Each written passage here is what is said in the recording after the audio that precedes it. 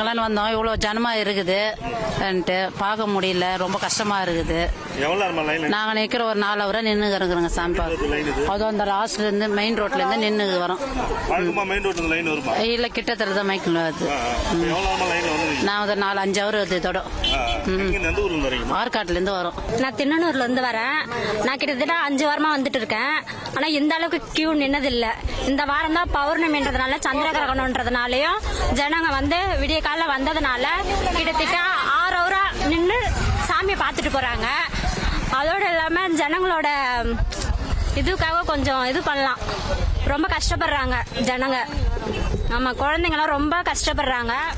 நான் நிற்கும் போது பாதி தொழில் தான் நின்னோம். ஆனா இப்ப வந்திருக்க ஜனங்க வந்து பஸ் ஸ்டாண்ட் வரையும் நிக்கிறாங்க. எத்தனை கிலோமீட்டர் நிக்கிறாங்க? கிட்டத்தட்ட 5 கிலோமீட்டருக்கு மேல நிக்கிறாங்க. இப்போ நீங்க நிக்கிறதுல கோயிலுக்கு எவ்வளவு டிஃபரண்ட் இருக்கும்? 4 கிலோமீட்டர் இருக்கும். இப்போ எவ்வளவு நேரம் சாமி பார்க்கறதுக்கு? எப்படி கிட்டத்தட்ட 6 ஹவர் ஆயிடும். இருக்கிற ஜனெல்லாம் முருகரை பார்த்து தான் கண்டிப்பா போனோம். அவங்க நிம்மதியா போனோம். ஏன்னா கால் கறக்க நின்னுக்கிறாங்க வெயில்ல. போலீஸ்காரங்க அனுமதி கொடுத்து 2 மணி சாத்திடுவாங்களாம். அதுக்கு பார்த்துட்டு போனோம். ஆசை. லைன் எது வரைக்கும் நிக்குது? அங்க பஸ் ஏறம்பாரு அந்த மூல்டார்ல நிக்குது. அங்கிருந்து நான் வந்துக்கிறேன். நாங்க யாரும் எதுவும் ரெடி பண்ண மாட்டாங்க. காசு கொடுத்தா வாங்கி சாப்பிடணும்.